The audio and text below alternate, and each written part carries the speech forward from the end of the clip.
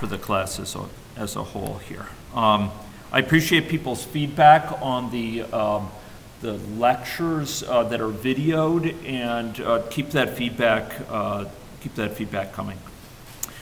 Okay, so we had covered 2 lectures ago, and this was delivered via video, material related to regular expressions. Who can tell me here, what's a regular expression? We'll say a regular expression, what do I mean? What is it used for? Okay. Denotes. It encodes, specifies a pattern. A pattern of what? A pattern of graphical images? Characters. It's a pattern relating to a sequence of characters. And a regular expression denotes some sequence of characters that will be matched, and typically it's many possible sequences.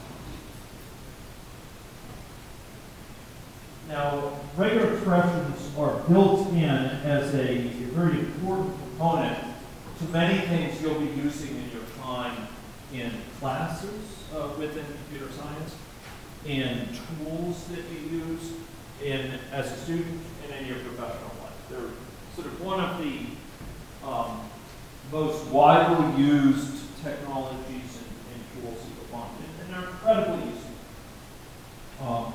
They pop up in text editors, they pop up in programming languages and language libraries to allow us to read data in from files along the network and parse it, to break it up into pieces and understand those pieces, etc. Now, one of the most convenient places from a teaching perspective to encounter regular expressions is this tool grep. So grep is a tool for recognizing regular expressions in files. It's input.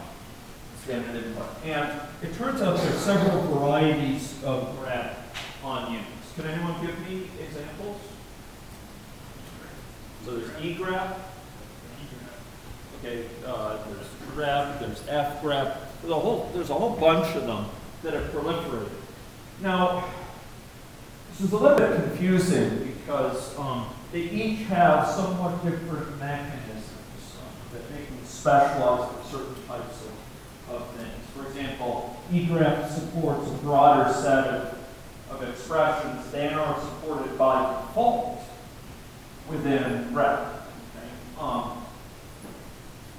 And it's a little bit disorienting when you first come to it, but what you'll find is often you settle into a routine of using one of these quite a lot. You occasionally use the others when doing it.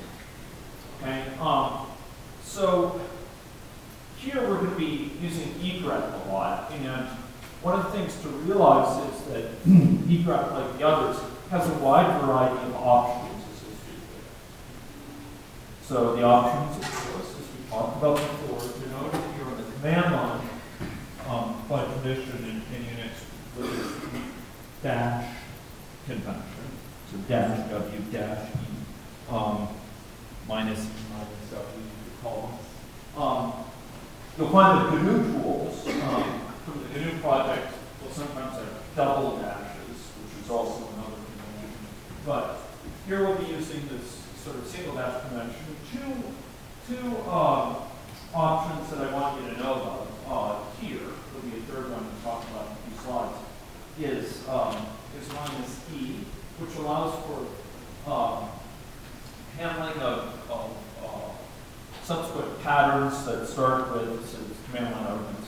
Yes, it's true. It's the pattern that starts with a hyphen. So it doesn't get confused if it sees, if you have minus E and then you have a pattern that starts with a minus sign. It doesn't get confused and go, oh, this is another option. So it's kind of a minor tweak that allows flexibility. egrep1 and W allows for recognition of words. So basically it's saying, recognize this pattern as a word. What do I mean by word? Yeah, so there's there's some sort of delineation before and after it. It's not surrounded. So if you have a pattern, maybe it's a pattern, you know, CA star T or something like that. What would this, give me a sort of verbal statement. What does that match? CA star T. It matches CT. It matches CAT. What else does it match? More A's. Yeah. CAT, CAT, etc. Right? This is an example expression.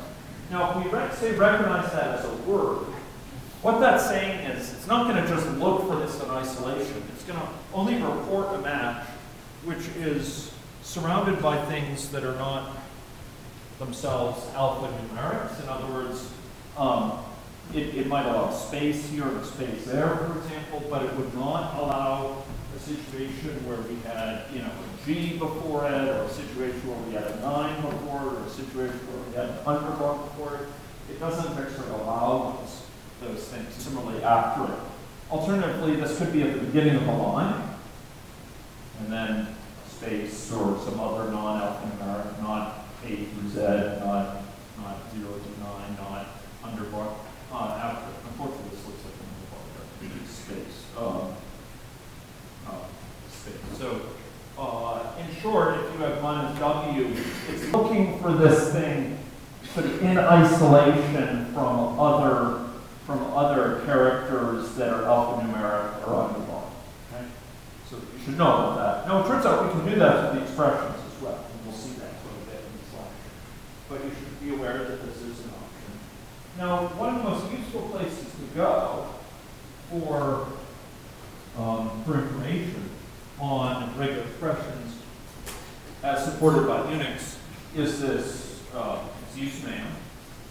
Pulls up the man containers. You can look under grep, you can look under egrep, or what have you. But one of the best places to go to look at Regex. Now that's in section 7 of the manual. What does that 7 mean? Anyone remember? Well, if we do man, we could find, okay, section 7 is miscellanea. Okay, so I could say man 7 regex, and it's going to tell us all about regular expressions and tell us sort of how to what the special characters are, etc. So you want to have reference to that. Okay, just something to think about, particularly as you approach your lab. Okay, there's another command line option that I alluded to earlier, and that's minus V. What does minus V do? Anyone tell me? Yeah, it inverts the normal thing. So instead of looking for something that includes this, it prints out all lines which don't include this, which don't have something that matches this pattern, this regular expression within them. So we'll print out all lines associated with the input that don't match the regular expression. Sometimes that's really useful. So, for example, here, you know, we say, show me all things which, for example, don't match a regular expression here with any character, and then so any character and any character. So there's some things in the dictionary, for example, which are not matching these components. So here we have a situation where it's printing out things that do not match this regular expression. Okay. Now when you execute grep with multiple files as an argument, by default it's going to go and it's going to print out all the lines that match that expression. In this case, sleep, but it's going to do so showing in which file those matches occur. B.C, for example, contains these two matches. File.c contains these. So here we're looking in all these .c files. Okay. Remember, does grep here, does it actually know about this star.c? The grep gets invoked. as a process, it wakes up, it's ready to work. What is it actually given on its command line? Any idea? It's partly a review, because the midterm will be a review. So what does grep actually see when it looks at its command line? So grep wakes up, the world is fresh, and it has a set of arguments passed to it that it can access. If it's written in C, it gets access to them through the number of them through RC, and which particular ones there are for RW. You folks have seen this before? RW? Okay. Okay, with C programs, they know what they've been invoked with, what command line options, by looking in this thing called RW. It's an array. And you can look at it, okay, this is my name as grep. This is the first argument passed to me. This is the second argument passed to me. It's a string. Okay. And this is the count of them. Okay. So here, when grep wakes up, it has access to the command line options passed to it.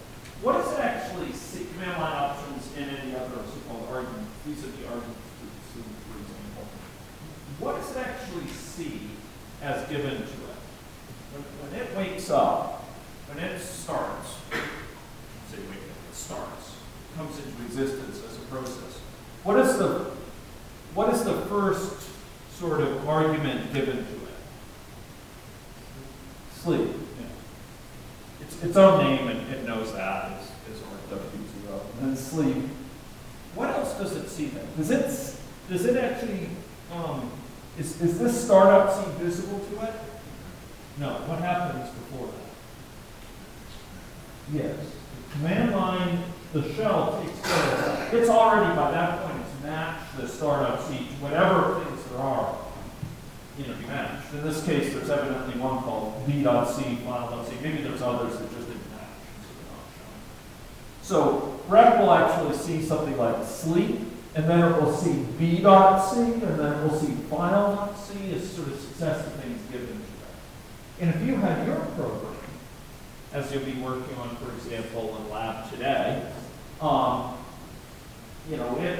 it actually gets invoked, and it would see similar things. You don't have to go to your lab, but it would see similar things given out. So this startup C is not something grep knows about. It's not something it cares about. It's something the shell has already interpreted for it. Does that make sense to people?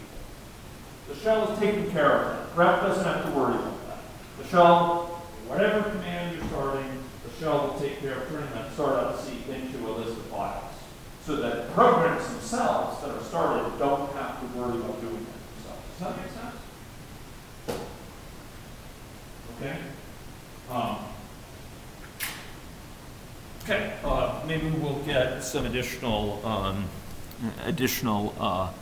components or some additional comments from the audience through this. Okay, so let's talk about additional options. So if you have grep minus L, it will actually just print out the names of files that match the pattern. Okay, so we're doing grep minus L sleep star.c, and here it's printing out b.c and file.c because those are the ones that contain the matches. But it actually doesn't show us the details of the matches. It's basically suppressing those details. It's showing the ones that have that match. Okay. Okay. Now, in class, in the lab today, you're going to be asked to use some syntax, and I want to be sure that people are comfortable with it. So, what is this triple less than sign in a row in batch? You don't do this in batch. You do it in C shell, for example. No, this is in batch. What is this less than mean? Use a string X. Yeah, exactly. So it's saying take this, whatever translates after your tester, and give it as input to me. That's as if we typed that in after it started. Okay. That's a very useful option. So here we're doing grep minus E, which again handles starting dashes, and then it's saying, okay, feed in this this test rate. And we're going to be using that a lot during today's talk. Okay? Just providing some mechanisms. You're going to use it in today's lab. So it's a good thing to know. And the suggestion here is that if you want to test out a regular expression, create a little file with a bunch of examples. Some of it should work, some of it shouldn't work, and try, doing something like this, and that file, it should print out the ones that should match, and then you do egrep minus v. In this sort of way, it should print out the ones which shouldn't match. Okay? Which, in other words, the ones that don't match. Okay. So, for example, if we had something like this, and you gave it CTA, for example, it won't match that. On the other hand, if we were to have something like this, it will match that. So, ladies and gentlemen, by way of review, what's the difference between this and this? What's the difference between the ones up here and the ones down below?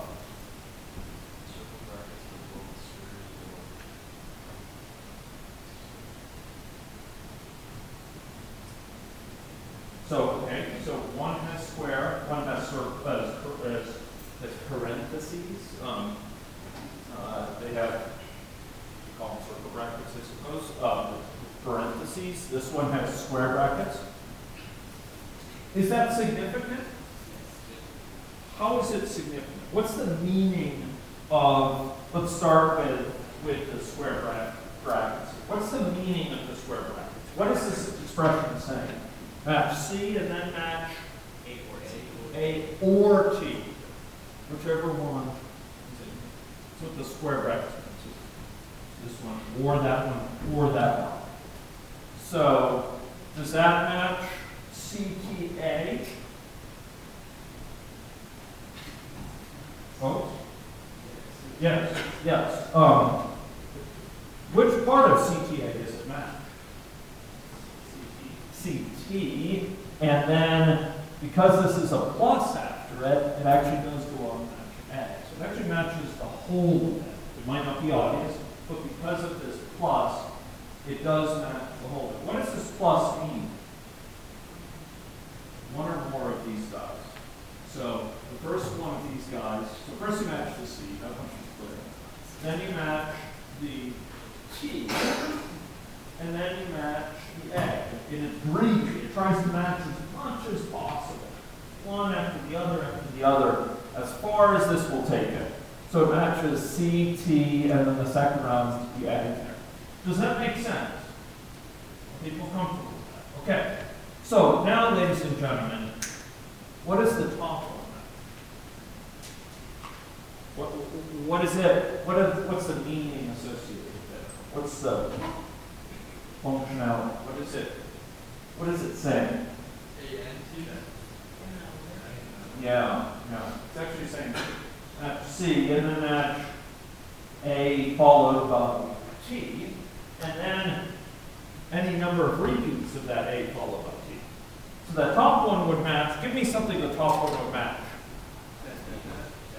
Okay, yeah, match the familiar feline, but it will further match cat, which is a less familiar reps. It's a name of a feline somewhere in the world. And it will further match cat,